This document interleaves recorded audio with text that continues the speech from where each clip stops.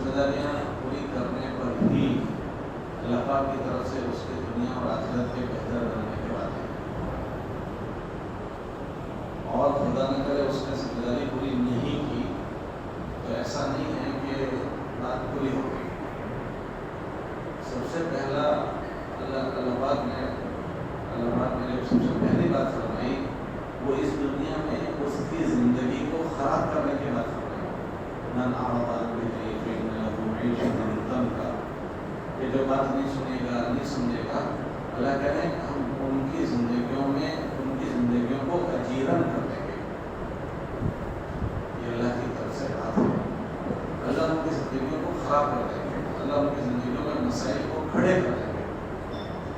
لیکن لوگ ان کے لیے ہیں کہ جو بات نہیں سنیں گے نہیں سمجھیں گے اور اپنے سے لاگو پڑتی چیزوں کو اعراض کر کے زندگی گزاریں گے، اللہ کو کہہ رہے ہیں کہ ہم ان کی زندگیوں میں مسائل کھڑے کر دیں گے۔ اللہ مسائل کیسے کھڑے کریں گے؟ اللہ کے مسئلے کھڑے کرنے کا کوئی ایک راستہ ہے۔ اللہ رب ہے اور دنیا میں پھیلی ہوئی ساری چیزوں کے وہ مالک ہے۔ اللہ کسی بھی شکل سے آدمی کو الجھا دیتے ہیں، کسی بھی شکل میں اللہ مشغول کرتے ہیں، بلکہ یہ بدعا کا جملہ ہے، اللہم اجعلہ فی نفسہ، اللہ تو اس کو اپنی ذات میں مشغول کر دے۔ اس کا مطلب کہ اس کے اوپر مصیبتوں کے پہاڑ توڑ دے یا آفتوں کے مسائل اس کے اوپر اس کو گھیرے میں لے، یہ بدعا کا جملہ ہے کہ آدمی حالات میں آتا ہے۔ حالات میں آنے والے دو قسم کے لوگ ہوتے ہیں، ایک اپنی معصیت کی وجہ سے حالات میں آتے ہیں، اور ایک حالات میں آنے والے وہ ہوتے ہیں کہ جن کو اللہ پاک پرکھتے ہیں اور ان کے درجوں کو بلند کرتے ہیں اور آگے بڑھاتے ہیں۔ پھر ان کو اللہ پاک ان حالات میں کیسے رہنا اس کی توفیق دیتے ہیں۔ کتابوں میں آتا ہے کہ ایمان والے کو اگر ایک رات اس کی بخار میں گزری اور اس پر وہ شکایت نہ کرے بلکہ اللہ کے فیصلے پر راضی ہو تو صبح میں وہ اس طرح میں صبح کرتا ہے کہ اللہ اس کی پچھلی زندگی کے گناہوں کو معاف کرتا ہے۔ لیکن اس بخار میں صبر کرنے والے ہوتے کتنے ہیں اور الگ الگ قسم کے۔ پھر اللہ پاک اپنے حالات میں ان کو کیسے رہنا اس کی ضرورت دیتے ہیں، سمجھ دیتے ہیں، تو پھر وہ حالات ان کے لیے رحمت بن جاتے ہیں، ان کے لیے کفارہ بن جاتے ہیں۔ ایک مجمع وہ ہوتا ہے کہ جو حالات میں رہنا نہیں سیکھا ہوتا، ان کی زبانوں کے بول شکایت والے بن جاتے ہیں، ناشکری کے بن جاتے ہیں، تو اللہ ان سے اور ناراض ہوتے ہیں اور ناراض ہو کر ان کے اوپر اللہ اور آفتوں کو بڑھا دیتے ہیں۔ تو یہ انہیں چیزوں کا سمجھنا ہوتا ہے کہ دنیا میں جو کچھ بھی ہو رہا ہے وہ اس کا مدار انسانوں کے اعمالوں پر ہے، انسانوں کے حرکات پر، ان کے کاموں پر ہے۔ جس کے ساتھ جو بھی کچھ ہوگا وہ انسانوں کی اپنی حرکتوں سے ہوگا۔ اسی لیے کوئی بات پیش آ گئی تو اس کا ایک تو علاج سوچنا ہے کہ یہ بات پیش آئی اس کا کیا علاج ہے، اور ایک آدمی یہ سوچے کہ یہ بات کیوں پیش آ گئی، کیا بات ہوئی تھی، کیوں یہ بات ہو گئی تھی، یہ کیا وجہ بنی کہ یہ بات پیش آ گئی۔ یہ کیونکہ اللہ قرآن میں فرماتے ہیں ما اصابکم من مصیبت فبما کسبت ایدیکم، اے لوگوں تمہیں جو بات بھی پہنچے یہ بات سمجھ لینا یہ تم نے جو حرکت کی تھی اس کا بدلہ ہم تمہیں دے رہے ہیں، بما کسبت ایدیکم۔ اور اللہ خاص کر کے کہہ رہے ہیں ما اصابکم من مصیبت، کہ جو مصیبت تم کو پہنچے اس میں یہ دھیان کرنا کہ تمہارے کرتوت کی وجہ سے۔ اس میں دو چیزیں ہوتی ہیں، ایک کرنے کے کام آدمی سے چھوڑ جائے اور ایک نہ کرنے کے کام آدمی سے ہونے لگے۔ کرنے کے کام نہیں کرنا یہ بھی جرم ہے، ابا کی خدمت کرنا یہ نیکی ہے، نہیں کرنا یہ جرم ہے۔ اور ایک ابا کو مارنا یہ تو غلط ہی ہے، ابا کے ساتھ بدتمیزی کرنا یہ تو غلط ہی ہے، ابا کے سامنے بولنا یہ غلط ہی ہے۔ تو وہ تو نہیں کرنا تو نہیں کرنا، اور ایک کرنے کی چیز کو کرنا، کرنے کی چیز کو نہیں کرنا یہ بھی جرم ہے۔ عام طور سے کرنے کی چیزیں چھوٹ جاتی ہے اور نہ کرنے کی چیزیں ہو جاتی ہیں۔ اور گزشتہ مذاکرے میں بات آئی تھی کرنے کی چیزوں میں ہر ایمان والے کے ذمہ تین چیزیں بنیادی طور پر اللہ نے رکھی ہے، یہ ہر آدمی کو تین چیزوں کو پورا کرنا ہے۔ وہ تین چیزیں گزشتہ میں مذاکرے میں آئی تھی، کیا ہے وہ تین چیزیں؟ وہ ہے جس کا اللہ قبر میں جواب پوچھیں گے۔ ایک اللہ نے اپنا بندہ ہم سب کو بنایا ہے، تو ہمارے اللہ کے ساتھ ہمارے بندگی کا کیا حق ہم نے ادا کیا، وہ حق کیا ہے اور اس کو کتنا ادا کیا۔ اور دوسرا ہمیں اللہ نے اپنے نبی کا امتی بنایا ہے تو نبی کے ساتھ تم نے کتنا رشتہ تمہارا بنایا، اس کا کیا حق تھا، اس کو کتنا پورا کیا۔ اور تیسرا اللہ پاک نے ہم سب کا تعلق اپنے دین سے رکھا ہے، ہر آدمی پر اپنے دین کا بھی حق ہے۔ یہ تینوں کے جواب اللہ قبر میں پوچھیں گے۔ گزشتہ مذاکرے میں بات آئی تھی کہ بھائی اللہ کا کیا حق ہے، ایک اللہ کی ماننا اور ایک اللہ کو ماننا اور ایک اللہ کی ماننا۔ اللہ کو بھی ماننا ایسے مانیں گے جیسے اس کا حق ہے، اور اللہ کی مانیں گے، اللہ کی ماننے میں اس کے فرائض ہے، ایمان، نماز، روزہ، زکوٰۃ، حج، اس کو ایسے ادا کریں گے جیسے وہ اللہ چاہتا ہے۔ یہ چیزیں کیوں اللہ کرواتے ہیں کہ ان چیزوں کے ذریعے سے اللہ پاک بندے کو اپنے سے قریب کرنا چاہتا ہے، اللہ والا بنانا چاہتا ہے۔ لوگ بزرگوں سے دعائیں کروانے جاتے ہیں، ضرور کروانی چاہیے بزرگوں سے دعا، لیکن کیا اللہ خالی بزرگوں کا ہی ہے؟ اللہ ہمارا نہیں ہے؟ جو کام کر کے بزرگ اللہ سے دعا کر سکتے ہیں، کیا وہ کام کر کے ہم اللہ سے دعا نہیں کر سکتے؟ کتابوں میں آتا ہے اللہ ماننے والے سے خوش ہوتے ہیں اور نہیں ماننے والے سے اللہ ناراض ہوتے ہیں۔ ہم لوگوں سے دعا کرواتے ہیں، گزارش یہ کی جاتی ہے کہ ہم بھی ایسے بن جائیں کہ وہ چیز ہمیں بھی مل جائے۔ اس لیے اللہ کو ماننا اور اللہ کی ماننا، اللہ کی ماننے میں ایک تو اس کے فرائض، اور دوسرا اللہ کی ماننے میں اس نے اللہ کی مخلوق کے ساتھ جیسے رہنے کو کہا ایسے رہنا۔ یہ کائنات اسی کے بنائی ہوئی۔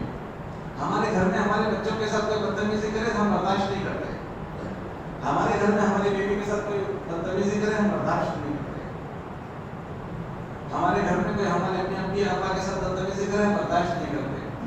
تو یہ کائنات بھی اللہ کی بسائی ہوئی ہے، بچائی ہوئی ہے، اس میں کوئی بدتمیزی کرے گا اللہ اس کا بدلہ لیں گے۔ اس لیے اس میں رہنے کے آداب سکھائے کہ لوگوں کے ساتھ ہم کیسے رہیں گے۔ مولانا لیثر رحمۃ اللہ علیہ فرماتے تھے کہ مسلمان کو بحیثیت مسلمان کے سمجھ کر ہم اس کی عزت کریں گے۔ اللہ کے وہاں ایمان والا بہت عزت والا ہے، ایک اللہ کی ساری مخلوق ہے، اس میں ایمان والے بھی، غیر ایمان والے بھی، سارے جانور، ساری چیزیں، اور اس میں پھر ایمان والے مخصوص، ان کی تفصیل سے بات ہوئی تھی، ایمان والے مخصوص اس میں۔ حضرت عمر رضی اللہ تعالیٰ عنہ نے جب حضرت ہجرت کر رہے تھے تو بیت اللہ کو دیکھا اور بیت اللہ کو دیکھ کر کہا، بیت اللہ ہم جانتے ہیں کہ تو عزت والا ہے اور تو عظمت والا ہے، لیکن کلموں میں محمد مومن کی عظمت ہے کہ بیت اللہ سن کہ مومن جو ہے وہ تو اس سے زیادہ عزت والا ہے۔ بیت اللہ پتھروں کی ایک عمارت ہے، اللہ نے اس کو عزت دے دی، اس لیے وہ عزت والا ہو گیا۔ ورنہ پتھر میں پتھر وہ پتھر ہے، لیکن اللہ نے اس کو عزت والا بنایا۔ ایمان والے کے دل میں اللہ رہتے ہیں، اس لیے کتابوں میں آتا ہے کہ ایمان والے کے ساتھ اچھا برتاؤ کیا ہے، اس سے اچھی بات کی جائے، اس سے اچھا ویوہار کیا جائے، اس کے اچھے سے اچھا سلوک کیا جائے۔ ایمان والے کے ساتھ اچھی رواداری اللہ کو بہت پسند ہے۔ کتابوں میں آتا ہے اللہ اس بندے کی مدد میں رہتے ہیں جب تک بندہ بندے کی مدد میں رہتا ہے۔ جو یہ چاہے کہ میرا اللہ میری مدد کرے، وہ یہ لازم پکڑ لے کہ اپنے مسلمان بھائی کی مدد شروع کرے۔ اللہ فی عون العبد ما کان العبد فی عون اخیہ۔ جو یہ چاہے کہ میرے اللہ کا رحم و کرم مجھ پر ہو جائے، وہ مسلمانوں پر اور اللہ کے بندوں پر رحم و کرم شروع کرے، بلکہ آپ مخلوق پر رحم و کرم شروع کریں۔ یہ بڑی اللہ کی نصرت کو لینے کا ذریعہ ہے۔ اللہ کو اپنے بندوں سے ملنا پسند ہے۔ کتابوں میں آتا ہے کوئی آدمی مسلمان سے ملنے گیا ہے، خالی نہیں مسلمان سے ملنے گیا ہے، تو کتابوں میں آتا ہے، کتابوں میں آتا ہے کہ طبت وطاب ممشاک وتبوأت منزلا فی الجنہ، کہ آپ نے جو آپ جو چلے ہو ملاقاتوں میں یا کسی مسلمان کی عیادت میں یا کسی مسلمان کی جس غرض سے مسلمان کی طرف آپ گئے ہو، تو آپ کا یہ چلنا بابرکت ہے، اور آپ جن کے پاس گئے ان کے لیے بھی اور آپ کے لیے برکت کا ذریعہ ہے۔ آپ کا چلنا بھی بابرکت، آپ کا اس کے پاس جانا بھی بابرکت ہے، اور اس عمل کے ذریعے سے آپ نے اپنا ٹھکانہ جنت میں بنا لیا۔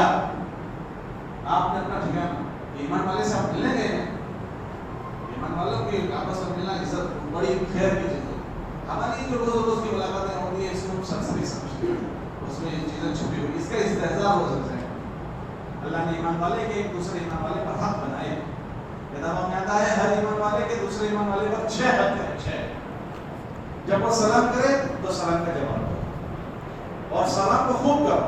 اللہ کے نبی صلی اللہ علیہ وسلم نے فرمایا کہ افشوا السلام بینکم، تمہارے آپس میں خوب سلام کا رواج. بلکہ ایک روایت میں آتا ہے کہ تم اس وقت تک جنت میں داخل نہیں ہوں گے جب تک تم ایمان والے نہ بن جاؤ. حتی تؤمنوا ولا تؤمنوا حتی تحابوا، اور اس وقت تک تم مومن نہیں بن سکتے جب تک تم آپس میں محبت سے نہ رہو.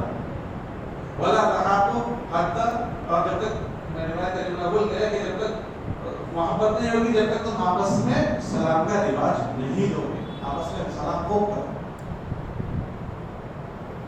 اور سلام کے حکم میں یہ آیا کہ اگر کوئی سلام کرے تو اس کا جواب اس سے اچھا دو. ایک آدمی نے کہا السلام علیکم، تو ہم کہیں گے وعلیکم السلام ورحمۃ اللہ، اس سے اچھا جواب دو. اذا حییتم بتحیۃ فحیوا بأحسن منها او ردوها، کہ اگر تم سے کوئی سلام کرے تو اس سے اچھا جواب دو. اللہ تعالیٰ کہ یہ آداب ہم کو سکھائے، یہ ہلکے آداب نہیں. اور ہمیں آپس میں اس معاشرت کو زندہ کرنا ہے، اس رہن سہن کو زندہ کرنا ہے. علامت قیامت میں سے یہ ہے کہ لوگ ان کو سلام کریں گے جن سے پہچان ہوگی. یہ جن سے اٹھانے ہم کو سلام کرتے ہیں، اٹھانے تو سلام ہی نہیں کرتے. اللہ کے نبی علیہ السلام چھوٹے چھوٹے بچوں کو سلام کرتے تھے. جب ہم گلیوں سے گزرے، محلوں سے گزرے تو ایک دوسرے کو سلام کریں. اس کا رواج ہے. آپس میں ہدیہ دے ایک دوسرے کو.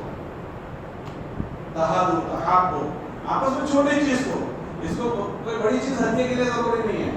کھجور، ایک کھجور بھی ہدیے میں دے سکتے ہیں. کہ چھوٹی چھوٹی آپس میں ہدیہ دے، ایک دوسرے کو ہدیہ دینے کا رواج بنا لیں. آپس کی ضرورتوں کو اللہ ختم کر دیں گے، خاندانوں کے پھٹن کو اللہ دور کر دیں گے. آپس کی چیزوں کو ختم کر دیں گے اور اچھے تذکرے ماحول میں زندہ کیے جائیں. کتابوں میں آتا ہے لا یغتب بعضکم بعضا، کوئی ایک دوسرے کی غیبت نہ کرے. ولا تجسسوا ولا یغتب بعضکم بعضا، کوئی کسی کی ٹوہنے نہ لگے. تو یہ کیا کر رہا ہے، وہ کس کے ساتھ بیٹھا، وہ کہاں گیا تھا، اس کو کہتے ہیں ٹوہنے لگنا. کہ کوئی کسی کی ٹوہنے نہ لگے. اگر کوئی کسی کی ٹوہنے لگے گا تو اس کے بعد وہ اس کی غیبت کرے گا. اچھا ویسا کرتا ہے، بدگمانی کرے گا، پھر اسے بدگمانی ہوگی، پھر اس کے بعد اس کی غیبتیں ہوگی. اور ہمیں نہیں پتا کہ وہ مسلمان کی کیا نوعیت ہے. ہم اندازہ کریں گے وہ ایسا اس کے ساتھ بیٹھا تھا تو اس نے ایسا کیا ہوگا، وہ اس کے ساتھ ملا تھا تو ایسا کیا ہوگا. اور مسلمان کے متعلق اس طرح کی چیزیں سوچنا آدمی کو ہلاکت اور بربادی کے علاوہ کوئی چیز نہیں لاتا. ہمیں نہیں پتا کہ جس مسلمان کے متعلق ہم یہ چیزیں سوچ رہے ہیں اس کا اپنے اللہ کے ساتھ کتنا بھاری تعلق ہے، کتنا زبردست رشتہ ہے، ہمیں نہیں پتا ہوتا. بعض آدمی ہماری نظر میں بہت ہلکے پھلکے ہوتے ہیں، دیکھنے میں غریب ہوتے ہیں. کتابوں میں آتا ہے اللہ کے پاس بندے وہ ہیں کہ جو فقیروں کی طرح ہیں، لیکن اگر وہ قسم کھا لیں، قسم، اللہ ان کی قسم کو پوری کر دیتے ہیں. وہ قسم کھانا اللہ پوری کر دیتے ہیں. اللہ کے نبی علیہ السلام کھانا کھا رہے تھے روزے میں، روزے کے ایام میں سحری کا کھانا کھا رہے تھے.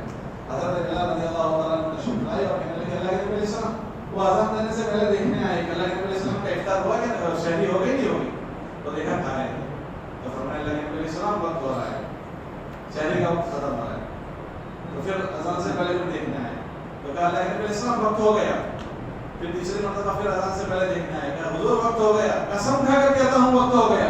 حضور اصل میں نماز پڑھ لیا اور فرمایا بلال صبح صادق نہیں ہوئی تھی لیکن تو نے قسم کھا لی تو اللہ نے تیری قسم کی لاج رکھ لی اور صبح صادق پر جلدی کر دی. یوں بلال حبشی کو کوئی یوں کہتے ہیں کہ کون ہے کہ حبشی ہے، کالے کلوٹے ہیں، لیکن اللہ کے نبی فرماتے ہیں کہ تو نے بلال قسم کھا لی اس لیے اللہ نے آج صبح صادق کو تیری قسم کی لاج رکھ لی اور جلدی کر. ہمارے یہاں 1957 میں وپلو ہوا تھا. وپلو ہم سب اپنی ہسٹری پڑھتے ہیں اپنے سماج میں. تو اس کے بعد ایک لڑائی ہوئی تھی علماء دیوبند کے انگریزوں کے ساتھ. اس میں بڑے بزرگ تھے، لڑائی تو تم نے قسم کھائی کہ ساتھی کو میں ماروں گا. تو اب اللہ کی شان، خواجہ مظہر صاحب تھے، مذاہب سہارنپور کے بانی تھے، بڑے بزرگوں میں سے. تو ان کے ساتھی جو سب لڑائی لڑ رہے تھے انہوں نے قسم کھائی تو انگریز آئے اور ان کی گردن ختم ان کو مار دیا. ایک آدمی نے ان کی گردن پر مارا تو ان کی گردن کٹ گئی. تو علماء نے لکھا ہے ان کا دھڑ چلا اس آدمی کو مارا پھر ہو گیا. ان کا دھڑ بغیر گردن کے چلا اس آدمی کو مارا پھر ہو گیا. انہوں نے قسم کھائی تھی، اللہ نے ان کی قسم کی لاج رکھی. بعض اللہ والے ایسے ہوتے ہیں کہ دیکھنے میں بہت سیدھے سادے ہوتے ہیں لیکن ان کے اللہ کی وہاں پہنچ ہوتی ہے. اور ہم کسی مسلمان کو ایسے نہ تو لے کیسے چل رہا ہے. بعض پہنچ والے ہوتے ہیں وہ کام کرواتے ہیں. یہ جو سادے سیدھے لوگ ہوتے ہیں وہ ان کا لوگوں سے تعلق نہیں ہوتا، ان کا اللہ سے بڑا تعلق ہوتا ہے. اس لیے کسی کوئی معاملے کی کسی قسم کے بات نہیں صاف کرو، ٹھیک ہے صفائی کرنا دین ہے، لیکن کسی کو ہلکا نہیں کریں گے، ہلکا نہیں کریں گے. ہمارے نبی علیہ السلام حج میں ہیں تو اس کے موقع پر حج سے واپسی ہو رہی ہے. ہلکا کرنے کا کیا انجام ہوتا ہے وہ بنتا.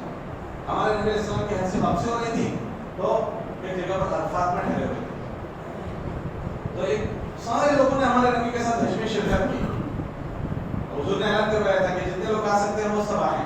تو سب لوگ اپنی اپنی جگہ سے آئے، جو آ سکتے تھے وہ سب آ گئے. 1.25 لاکھ کا مجمع آیا. تو عرفات میں ٹھہرے ہوئے تھے، عرفات سے مزدلفہ جانا تھا. تو رات میں وہ جانے کا ہوتا ہے مغرب کے بعد. تو صحابہ کے سب قافلے کے لیے تیاری ہو گئی. تو ایک قافلے کے لوگ تھے یمن کے لوگ، انہوں نے ہمارے نبی علیہ السلام سے فرمایا چلیں وقت ہو گیا اپنے آگے چلنا ہے. ہمارے نبی علیہ السلام نے فرمایا انتظار کرو، ایک بھائی آ رہے ہیں. ایسا کہا. جب ایسا جملہ کہا تو وہ تھوڑی دیر خاموش ہو گئے. پھر تھوڑی دیر انہوں نے کہا چلو چلنا ہے آگے. تو ہمارے نبی علیہ السلام نے کہا بھائی ایک ساتھی کا انتظار ہو رہا ہے، صبر کرنے جاتے ہیں. بات پوری ہو گئی. اتنے میں جو بھائی گئے ہوئے تھے وہ آئے. ان کا نام تھا حضرت اسامہ رضی اللہ عنہ. ان کی ماں حبشن تھی، حبشی عورت تھی. تو جب ماں حبشن تھی، کالا اوپر کلر ہوتا ہے، تو ان کے بیٹے پر بھی ان کا اثر تھا. تو جیسے ہی وہ آئے تو یہ یمن کے لوگوں نے کہا یہ کالے کی وجہ سے ہمارا لیٹ کر دیا آپ نے. اتنا جملہ تھا. وہ بچے تھے، چھوٹے سے بچے، زبان سے یہ کالے کی وجہ سے ہمارا لیٹ کر دیا آپ نے. بس حضور تو کچھ نہیں بولے. کبھی کسی قسم کا معاملہ ہو جائے اور وہ بدلے میں بول دے تو سمجھو ہمارا بدلہ ہو گیا، لینا دینا پورا ہو گیا. وہ خاموش رہ گیا اور اس کا بدلہ اللہ لے گیا. اس کا بدلہ اللہ لے گیا. یہ بہت ڈرنے کی چیز ہے. اگر اللہ نے بولنا سکھایا ہے تو اس زبان کو ہر جگہ استعمال نہیں کرنا. اور خصوصاً والدین کے سامنے کہتے ہیں نا اس زبان کو ان کے سامنے استعمال نہ کرو. جس نے بولنا سکھایا ہے، جس نے بولنا سکھایا ہے اس کے سامنے استعمال نہ کرو. اور ہر ایک کے سامنے بھی نہ بولو. ابو بکر صدیق رضی اللہ تعالیٰ عنہ کے کافر کے ساتھ کچھ نوک جھونک ہو رہی ہے. اللہ کے نبی علیہ السلام کھڑے کھڑے دیکھ رہے تھے. تھوڑی دیر ہوئی تو وہ بہت بول رہا تھا کافر. تو حضور علیہ السلام دیکھ رہے تھے. پھر ابو بکر صدیق رضی اللہ تعالیٰ عنہ نے بولا تو حضور نے جگہ چھوڑی اور چل دے.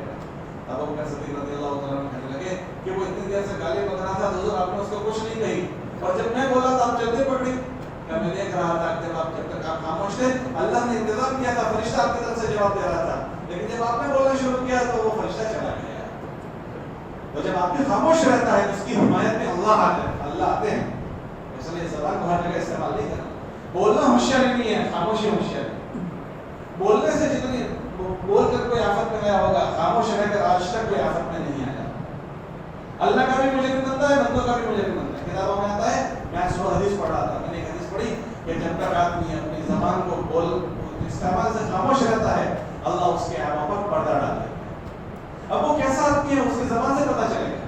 جب تک وہ اپنی زبان کو کنٹرول کرتا ہے اور تب تک اللہ اس کے آبا پر پردہ ڈالتا ہے. اور ہمارے نبی نے کیا فرمایا کہ جہنم میں لے جانے والی سب سے بھاری چیز جو ہے وہ زبان ہے. زبان کا آدمی استعمال کرے. یہ آدمی نے حضور علیہ السلام کے سامنے زبان استعمال کی. حضور خاموش رہے کہ کیا اس کالے کی وجہ سے ہم کو تم نے لیٹ کر دیا. حضور خاموش. بات پوری ہو گئی. اللہ کے نبی علیہ السلام کا حج ہو گیا. اللہ کے نبی علیہ السلام اپنے حج کے بعد 2 مہینے بھی دنیا میں نہیں رہے. حج ذی الحج میں ہوتا ہے، حج کا مہینہ. پھر محرم، صفر اور ربیع الاول میں اللہ کے نبی دنیا سے رخصت ہو گئے. 2.25 مہینے دنیا میں رہے، بلکہ 2 مہینے. 10 ذی الحج کو تو حج ہوا تھا، تو 2 مہینے حضور دنیا میں رہے اور پردہ کر گئے. اس کے بعد یہ ہوا کہ لوگ 2 قسم کے تھے. ایک اللہ پر ایمان لانے والے، اللہ کی وجہ سے، ہمارا اللہ ہے، اللہ کی وجہ سے ایمان لائے. اور لوگ لوگوں کے دیکھا دیکھی ایمان لائے تھے. اس میں ایک مجمع وہ تھا جو محمد صلی اللہ علیہ وسلم کی محبت میں ایمان لایا کہ وہ اللہ کو ہم نہیں جانتے، ہم تو یہ محمد صلی اللہ علیہ وسلم کو دیکھتے ہیں، ان کی وجہ سے ایمان لائے. جب ہمارے نبی دنیا سے رخصت ہو گئے تو وہ جتنے لوگ ان کی وجہ سے ایمان لائے تھے وہ سب مرتد ہو گئے. انہوں نے دین چھوڑ دیا. اللہ نے آیت اتاری تھی پہلے، وما محمد الا رسول قد خلت من قبلہ الرسل. اے لوگوں یہ بتاؤ جب تمہارا نبی دنیا میں ہے، وہ دنیا سے اپنی موت، دنیا سے انتقال ہو جائے یا اللہ ان کو شہادت کی موت دے، تم کیا کرو گے؟ تم بدل جاؤ گے، اپنا دین دھرم چھوڑ دو گے. اگر کسی نے ایسا کیا تو یہ یاد رکھے اللہ کا کوئی نقصان نہیں پہنچائے گا، وہ اپنا نقصان پہنچائے گا. یہ اللہ نے آیت اتاری. تو ایسا ہوا کہ مدینہ منورہ کے اطراف میں 5 کلومیٹر تک لوگ مرتد ہو گئے، اکثر مرتد ہوا. اب حالات بہت برے ہو گئے. ابو بکر صدیق رضی اللہ تعالیٰ عنہ نے 11 جماعتیں بنائی ان سب کو سمجھانے کے لیے.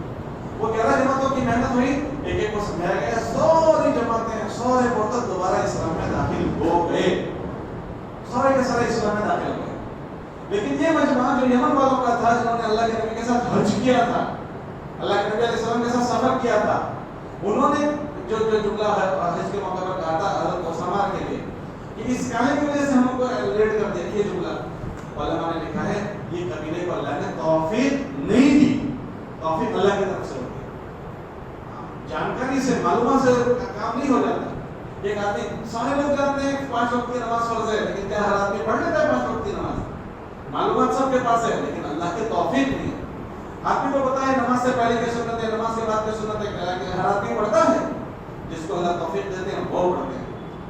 سود نہیں لینا ہے سب کو پتا ہے, لیکن ہر آدمی بچتا ہے جس کو اللہ توفیق دے. اللہ تعالیٰ نے فرماتا ہے توفیق ہم دیتے ہیں, وما توفیقی الا باللہ, توفیق آسمانوں سے آتی ہے. جب اللہ توفیق چھین لیتے ہیں تو وہ آدمی گیا, اور آدمی گناہوں پر توفیق, اللہ گناہوں پر توفیق چھینتے ہیں. حضرت شیخ نبوی سرکار نے لکھا کہ آدمی کی توفیق اللہ کیسے چھینتے ہیں, کہ جب آدمی سے کچھ حرکت ایسی ہوتی ہے تو اللہ اسے توفیق چھینتے ہیں. ایسی توفیق اللہ چھینتے ہیں کہ رات کو نیند بھی نہیں آتی لیکن تہجد پڑھنے کی توفیق نہیں, مسجد میں آ کر بیٹھا ہے لیکن قرآن پڑھنے کی توفیق نہیں, مسجد کی سیڑھی پر بیٹھا ہے مسجد میں آنے کی توفیق نہیں, دیورا بیٹھا ہے دعا مانگنے کی توفیق نہیں. ایک مدت گزر گئی تہجد نہیں پڑھی, ایک مدت گزر گئی قرآن کی تلاوت نہیں ہوئی, ایک زمانہ گزر گیا تسبیح نہیں ہو رہی, ایک زمانہ گزر گیا اللہ کے سامنے آنسو نہیں بہے ہیں. کیا ہوا؟ اللہ نے توفیق چھینی. آدمی کو اللہ سے معافی مانگ, اگر یہ اعمال کی توفیق نہ ہوتی ہو تو آدمی کو اللہ سے معافی مانگنی چاہیے. اللہ مجھ سے کیا بھول ہو گئی کہ یہ توفیق تو نے مجھ سے. ایک بزرگ کہتے ہیں ایک آدمی آنسوؤں سے رو رہا تھا, تو میرے دل میں بات یہ ہے کہ تو بناوٹی کر رہا ہے, یہ ریا کاری کر رہا ہے. بس میرے دل میں کسی مسلمان کے متعلق اتنا آیا, اللہ نے مجھ سے تہجد کی توفیق 6 مہینے تک چھین لی, کہ اس کے بعد مجھے 6 مہینے تہجد کی توفیق نہیں ملی ہے. کہ کسی سے کوئی عمل چھینتا ہے ایسا نہیں سمجھنا چاہیے کہ نہیں کر رہا ہوں. کبھی موقع اللہ نے دیا تھا, آرام سے کر رہے تھے, اب آپ نہیں ہو رہا, اللہ نے توفیق چھین لی, عمل کرنے کی توفیق اللہ نے چھین لی. پھر اسی بیابانی میں آدمی دنیا سے چلا گیا. یہ سارے لوگوں کو اللہ نے اسلام دے دیا, لیکن یہ جو یمن والے لوگ تھے اللہ نے ان سے توفیق چھین لی, اور صحابہ کی جماعت کی ان سے مقابلہ ہوا. صحابہ کی جماعت کا مقابلہ ہوا, اور وہ مقابلہ کرتے کرتے کفر کی حالت میں دنیا سے چلے گئے. کفر کی حالت میں وہ مرے. یہ کون مجمع تھا؟ جب ہمارے نبی حیات تھے, ہمارے نبی کے ساتھ انہوں نے حج کیا کا عمل کیا ہے, تو صحابہ کی تیسری جلد میں ہے. اس لیے اللہ اس دنیا میں رہنے میں جینا ہے, ہم اپنی احتیاطات کے ساتھ جیئیں. ہمارا اصل ٹارگیٹ یہ ہے کہ جس دن میں مروں اللہ مجھے ایمان والی موت دے دے. میں مسلمانوں کے فہرست میں ہوں. حضرت شیخ نے لکھا تعجب اس پر نہیں ہے کہ جو بے ایمان ہے اور بے ایمان مر گیا, تعجب اس پر ہے جو ایمان والا تھا اور بے ایمان مر گیا. موت پر پتہ چلے گا کہ ہم کس حال میں مرتے ہیں. اگر ہماری موت ایمان پر آتی ہے تو اس سے بڑا میرا خوشی کا کوئی دن نہیں, اور اگر میری موت خراب ہو گئی تو اس سے برا میری زندگی کا کوئی دن نہیں. اس لیے ان چیزوں کی ذمہ داریوں کو سمجھنا اور اس کو سمجھتے ہوئے سرسر نہ لینا, اس کو پورا کرتے ہوئے زندگی گزارنا, تاکہ اللہ جینے پر اس کا اچھا ڈالے, اس کا اچھا اثر پڑے, اور جس دن ہمارا مرنا ہو اللہ ہمارے مرنے کو اچھا کر دے. میں بھی نیت کرتا ہوں, آپ سب بھی نیت کریں, اللہ ہمیں سے توفیق دے اور قبول فرمائے. سبحان اللہ.